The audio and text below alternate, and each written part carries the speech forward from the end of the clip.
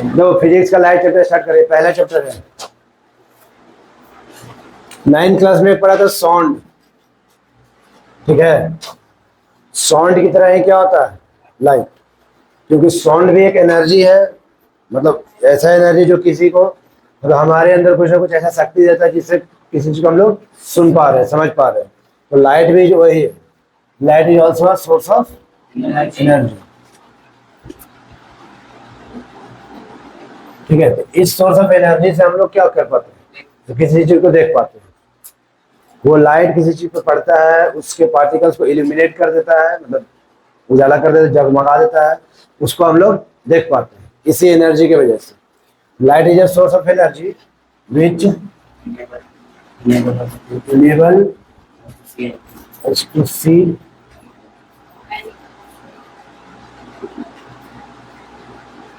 किसी भी चीज के देखने के लिए वो एनर्जी चाहिए हमको, हमारे आंखों में वो क्षमता चाहिए। वो किसकी वजह से आता है, लाइट की वजह से। अगर कोई ऑब्जेक्ट है इस तरीके का ना, तो इस तरीके का ऑब्जेक्ट को हम लोग लगभग इन्फिनाइट पॉइंट पे बांटा जाता है, मतलब सारे पॉइंट्स पे दिखाएगा और सारे पॉइंट्स पे लाइट पड़ेगी, हर एक सिंगल पॉइंट पे लाइट पड़ेगा और सारे सिंगल पॉइंट से लाइट लौट कर आएगा, रिफ्लेक्ट होना चाहिए और कहाँ तक आएगा, हमारे आई तक पहुंचना चाहिए।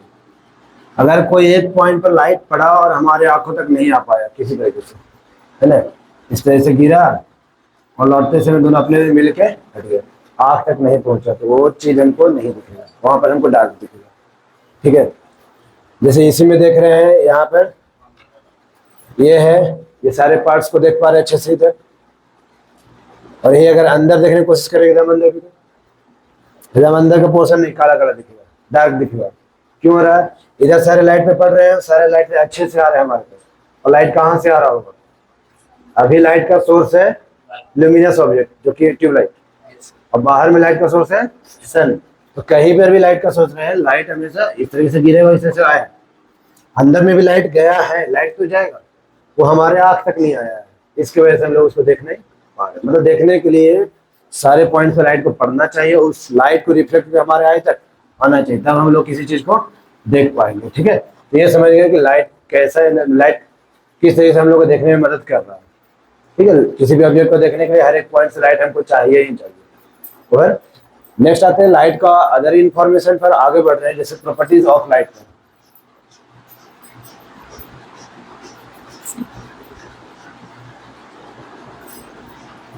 तो लाइट को और समझने के लिए इसका प्रॉपर्टी देखिए, पहले देख लीजिए कि लाइट हमको कैसे मदद कर रहा है देखने के लिए, फिर है लाइट का प्रॉपर्टी जिससे हम लोग लाइट को और अच्छे से जान पाएंगे। सबसे पहला इसका जो फेमस चलता है वो कौन है, लीनियर प्रोपेगेशन ऑफ लाइट, तो बार बार पढ़ते आ रहे हो।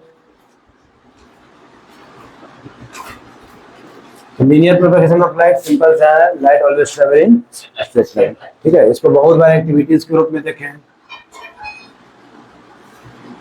ना, और इसी को जब बेंड किया जाता है तो यहाँ से लाइट ये आराम से लीनियर प्रोपेगेट कर गया, स्ट्रेट ट्रेवल कर गया, और यहाँ पर लाइट ब्लॉक कर देगा। तो ये प्रूव करता है कि लाइट हमेशा स्ट्रेट लाइन में ही ट्रेवल करता है। दूसरा, स्पीड ऑफ लाइट, ये भी जानते होंगे, सही है। Next, light is an non mechanical wave,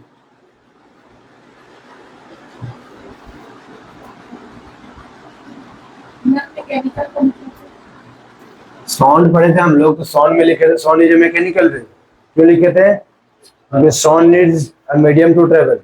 sound भी वही ना था, साउंड साउंड एनर्जी साउंड, तो साउंड को ट्रेवल करने के लिए कोई ना कोई मीडियम चाहिए था, और जिस भी वेव को, ठीक है, क्या चाहिए, मीडियम, उसको मैकेनिकल वेव बोलते हैं। और जिस वेव को मीडियम नहीं चाहिए उसको बोलते हैं नॉन मैकेनिकल वेव। हम लोग जानते हैं कि लाइट को कोई मीडियम नहीं चाहिए ट्रेवल करने के लिए, वो किसी भी मीडियम में आराम से चल सकता है, बिना मीडियम का भी चल जाएगा, इवन वैक्यूम में। और वैक्यूम का स्पीड ये दे रखे, ये किसका स्पीड होगा, वैक्यूम, मतलब वैक्यूम में भी लाइट चल जाता है। वही साउंड वैक्यूम में क्या था, बेल जार वाला एक्सपेरिमेंट में देखे थे, अंदर में अगर वैक्यूम करेंगे तो बेल्स का आवाज हम कान तक भी सुनाई नहीं देखा, आखिर सटा भी लेंगे ना कितना भी तब भी नहीं सुना जाएगा, क्योंकि वहाँ पर मीडियम नहीं था। तो नॉन मैकेनिकल का मतलब क्या हो गया, it do not need any medium to travel, ठीक है। और इस क्लास से एक प्रॉपर्टी आता है, लाइट सोज डुअल नेचर। लाइट का जो नेचर होता है वो डुअल नेचर होता है। डुअल नेचर का मतलब होता है, एक हो गया तुम्हारा पार्टिकल नेचर और दूसरा हो गया वेव नेचर, ठीक है। तो लाइट, ये तीनों तो जानते थे। नॉन मैकेनिकल वेव खाली बोलने को आ गया, ताकि मैकेनिकल वेव हम लोग पढ़े हैं जिसमें मीडियम की जरूरत पड़ता था, और नहीं पढ़े तो नॉन मैकेनिकल बोल देंगे। और लाइट सोर्स डुअल नेचर मतलब ये पार्टिकल नेचर भी दिखाता है और वेव नेचर भी दिखाता है। तो पार्टिकल नेचर तो हम लोग अभी पढ़ लेंगे, वेव नेचर के लिए थोड़ा हायर क्लासेस में जाना पड़ेगा, बट अभी थोड़ा समझ लीजिए। वेव का जो नेचर होता है, वेव वेव, ठीक है। वेव मतलब समझ लो एक तरीके का हमारा मीडियम में डिस्टर्बेंस, वेव यही होता है, डिस्टर्बेंस होना। जैसे अभी हवा आराम से, इसके अंदर कोई एनर्जी आ जाएगा तो ये क्या करेगा, हवा आगे पीछे होकर बढ़ेगा, मतलब उसके अंदर वेव आ गया, कोई ना कोई डिस्टर्बेंस हो गया।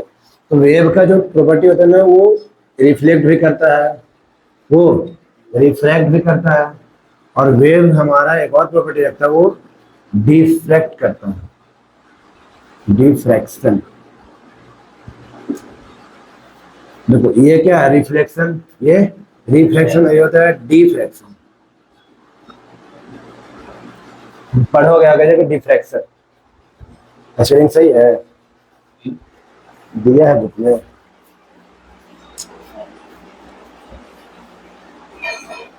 सही, देखो तो लाइट की वेव क्या होता है, किसी चीज से टकरा के लौट सकता है, तो रिफ्लेक्शन हो गया। तो लाइट ऐसा करता है, तो हाँ इसको फॉलो करके, इस वेव को फॉलो करके लाइट।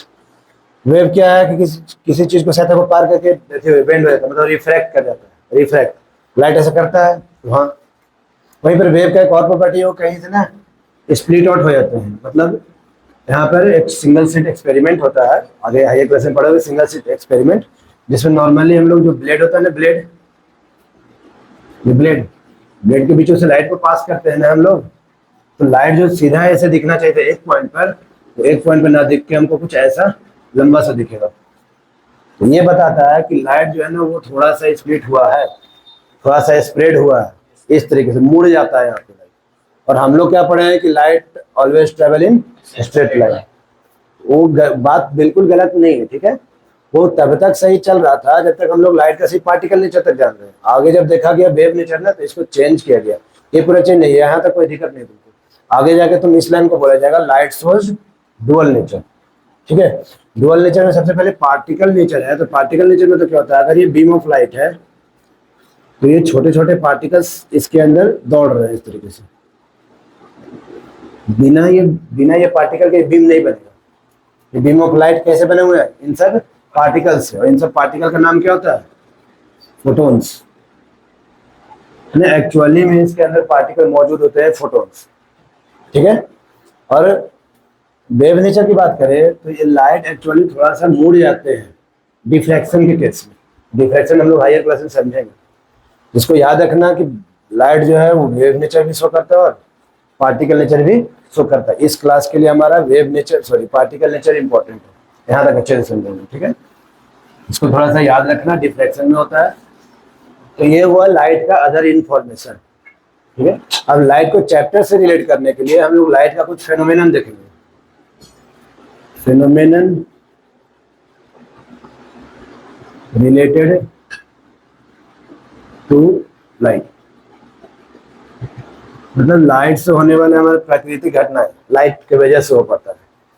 तो इसी से हमारे चैप्टर का एंट्री हो जाएगा पूरा। सबसे पहले होता है रिफ्लेक्शन, दूसरा रिफ्रैक्शन, और यही तो हमारा चैप्टर है। लाइट, रिफ्लेक्शन एंड रिफ्रैक्शन हमारा चैप्टर है। और एक और इसका फेनोमेनन चलता है, वो है डिफ्रैक्शन। डिस्पर्सन रिफ्रैक्शन का ही केस है, उसको उसमें लाएंगे हम लोग। तो डिफ्रैक्शन जो कि आगे क्लासेस पढ़ेंगे। अभी हम लोग इस क्लास में कितना पढ़ेंगे, रिफ्लेक्शन एंड रिफ्रैक्शन को अच्छे से। And diffraction is also a phenomenon related to light, ठीक है। इसको थोड़ा सा भी समझ लेते हैं डिफ्रैक्शन। एक तो ये बोले लाइट का बेंड हो जाना, स्प्रेड हो जाना, वो क्या रहेगा, डिफ्रैक्शन, ठीक है। एक्चुअली वेव का प्रॉपर्टी हो, तो लाइट ऐसा कर पा रहा है उसको लाइट कोई वेव बोल सकते हैं। ठीक है, तो इसमें इसको समझने के लिए मान लो कि जैसे दूर में कहीं पर ट्री है, तो अभी हम अगर यहाँ पे खड़े हैं तो ये ट्री को अच्छे से देख पा रहे हैं, इसका हर एक पत्ते को, ब्रांचेस को। और यहाँ पे थोड़ा दूर आ जाएंगे ना, तो हमको ये पेड़ तो दिखेगा, बट एक क्लॉडी दिखेगा, क्लॉडी पेड़ मतलब इतना दूर खाली ग्रीन दिखेगा और नीचे ब्राउन। जब पास में था तो सब पत्ता अच्छे से दिख रहा था, ब्रांचेस दिख रहा था, बट जब दूर हो गए तो वो हमको धुंधला दिखने लगा, क्लॉडी। तो पास में लाइट आराम से आ रहा था, और दूर जाने से ना बीच बीच में जो पार्टिकल पड़ते हैं उससे लाइट थोड़े बहुत बेंड हो जाते हैं। इसके वजह से लाइट इस तरीके से बेंड हो जाते हैं और हमको पूरा चीज क्या दिखने लगता है, क्लॉडी। और ये डिफ्रैक्शन को अच्छे से आगे जाके पढ़ा जाएगा। ठीक है, अभी हमारे पास जो स्टार्ट कर रहे हो, क्या स्टार्ट करेंगे, रिफ्लेक्शन। ठीक है, तो रिफ्लेक्शन तो जानते हो तुम लोग,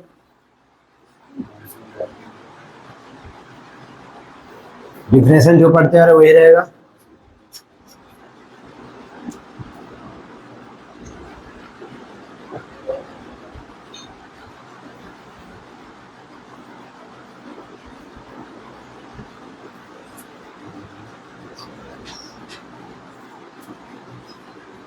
कोई भी सरफेस से टकरा कर लाइट बाउंस किया वो रिफ्लेक्शन में चला जाएगा। अब ये सरफेस कैसा है अभी हमको मालूम नहीं, रफ स्मूथ उससे लेने देना भी नहीं है। रिफ्लेक्शन किसको बोलेंगे, बस वो लौट जाना है, टकरा के क्या करे, लौट जाए। और रिफ्लेक्शन को अगर देखते हैं तो दो तरीके से देख पड़े हैं, कौन कौन,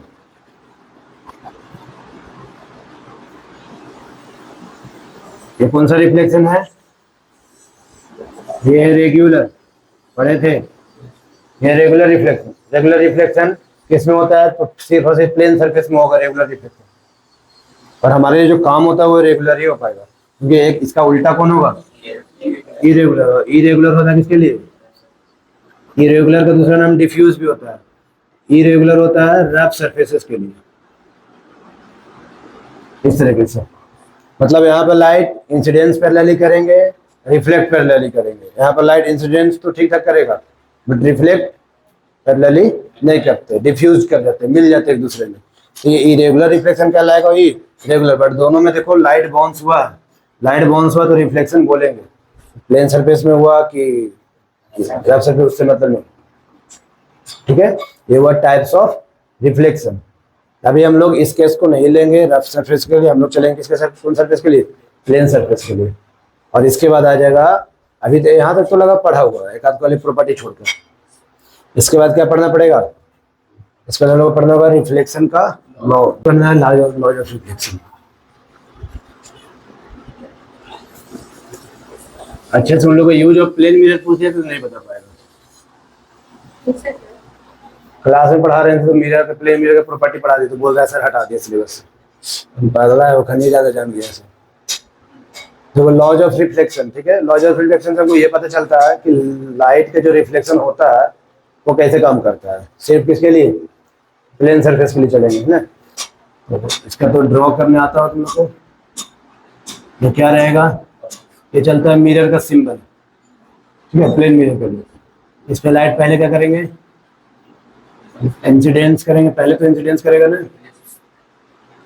और जिस पॉइंट पे इंसिडेंस को उस पर एक इमेजिनरी लाइन ले लो, कौन, नॉर्मल, रिफ्लेक्ट आउट हो जाएगा।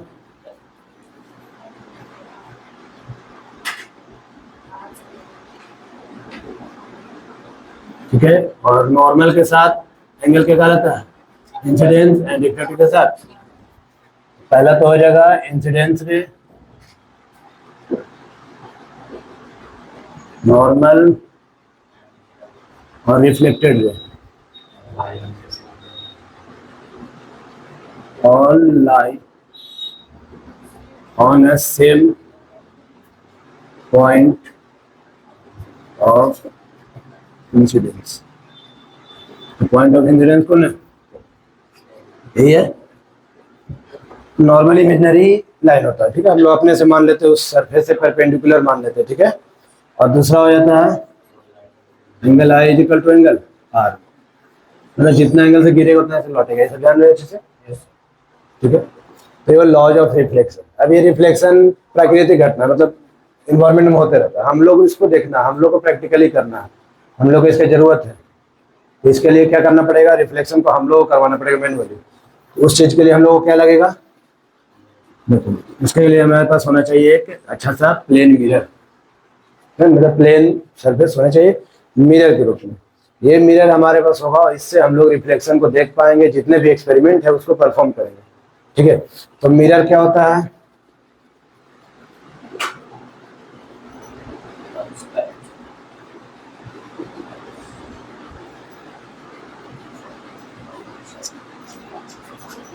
इसे कंसेप्ट समझना। इसका मतलब सीधा होता है कि ट्रांसपेरेंट सा ग्लास रहेगा, उसको एक साइड से पॉलिश कर दो। पॉलिश करने से क्या हो रहा है, जब वो ट्रांसपेरेंट है ना, जब वो ट्रांसपेरेंट है तो लाइट आराम से पार कर जा रहा है। तो रिफ्लेक्शन होने के लिए कंडीशन नीड है कि उसको ओपेक होना पड़ेगा। ठीक है, ये चीज ध्यान, ये तो आता होगा, ल्यूमिनस तो आता होगा, नॉन ल्यूमिनस, ये सब बात ध्यान में रखना। ट्रांसपेरेंट, ट्रांसलूसेंट और ओपेक। तो ल्यूमिनस होता है जिसके पास अपना लाइट, जिसके पास अपना लाइट नहीं। ट्रांसपेरेंट जो लाइट को पूरा पार कर दे, ये थोड़ा थोड़ा और ओपेक। रिफ्लेक्शन होने का जो कंडीशन है वो ओपेक होना जरूरी है। तो हम लोग का मेन एम यही होता है कि इसको ऐसा पेंट करें कि क्या बन जाए, ओपेक बन जाए। ओपेक बनते के साथ ये लाइट अब लौटना पड़ेगा, लौटाने लगे तो इसको बोलेंगे रिफ्लेक्शन हो रहा है। और इसी रिफ्लेक्शन को देखने के लिए हम लोग एक साइड से पॉलिश कर दिए, ये बन गया क्या, मिरर। तो मिरर का दो साइड याद रखोगे हमेशा, एक होगा हमारा रिफ्लेक्टिंग साइड और दूसरा पॉलिश्ड साइड। किसी भी मिरर के कितने साइड, दो side, reflecting side and polish side. इसी के हिसाब से हम लोग बनाएंगे। ठीक है, टाइप्स ऑफ मिरर की बात करें तो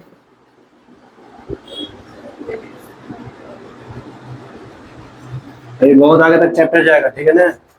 एक दो दिन ऐसे ही जाएगा, फिर आएंगे न्यूमेरिकल्स पे, अभी पुराने ही क्लास का सब जाएगा। और अगर मिरर अच्छे समझ पा रहे, मतलब रिफ्लेक्शन अच्छे समझ पा रहे हो, तो रिफ्लेक्शन के ही मिलता जुलता कौन मिलेगा, रिफ्लेक्शन। तो इसको अच्छे से समझना। टाइप्स ऑफ मिरर क्या मिलेगा हमको, पहला स्फेरिकल और दूसरा प्लेन।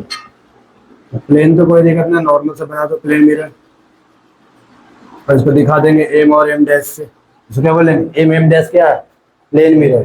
ठीक है, एक साइड रिफ्लेक्टिंग एक साइड पॉलिश्ड है। और दूसरा हमारे पास है स्फेरिकल मिरर। स्फेरिकल मिरर ये हुआ स्फेरिकल ग्लास, कर्व ग्लास, बिल्कुल ट्रांसपेरेंट है ये। और इस ट्रांसपेरेंट ग्लास को क्या करो, बीच से कट करो। जब ये ट्रांसपेरेंट ग्लास का गोला, इस गोले का अपना सेंटर होगा, पूरे गोले का इसका अपना रेडियस होगा। तो इसको आगे यूज करेंगे इस वर्ड्स का। अभी खाली हम टाइप्स ऑफ मिरर पे आ जाएंगे, आगे फिर नेक्स्ट डे।